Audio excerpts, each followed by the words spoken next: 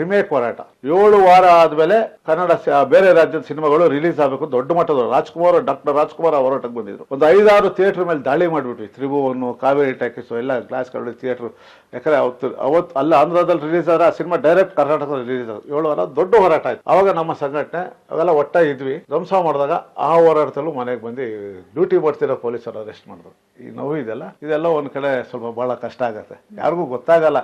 ನಂದು ಇತ್ತೀಚೆಗೆ ನಂದು ಗ್ರಂಥನೂ ರಿಲೀಸ್ ಆಯ್ತು. ಅವೆಲ್ಲ ಅದರಲ್ಲಿ ಬರ್ಕೊಂಡಿದ್ದೀನಿ ಮತ್ತು ಸಾಕ್ಷಿಗಳು ಹಾಕಿದ್ದೀನಿ. ಅದರಲ್ಲಿ ಒಂದಷ್ಟು ಹೋರಾಟದ ಹಾದಿ ಈ ರೀತಿ ಬಂತು ಭಯಣ. ನನಗೆ ತೃಪ್ತಿ ಇದೆ.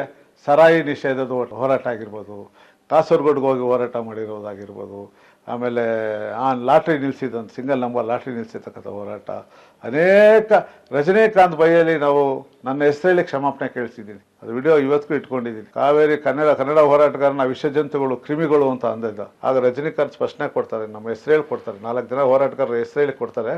ಆ 4 ಜನದಲ್ಲಿ ನನ್ನ ಹೆಸರನ್ನು ಹೇಳ್ತಾರೆ. ಕ್ಷಮಾಪಣೆ ಕೇಳ್ತೀನಿ, ನಾನು ವಿಷಜಂತುಗಳು ಅವ್ರಿಗೆ ನಿಮ್ಗಲ್ಲ ಅಂತ ಹೇಳಿ.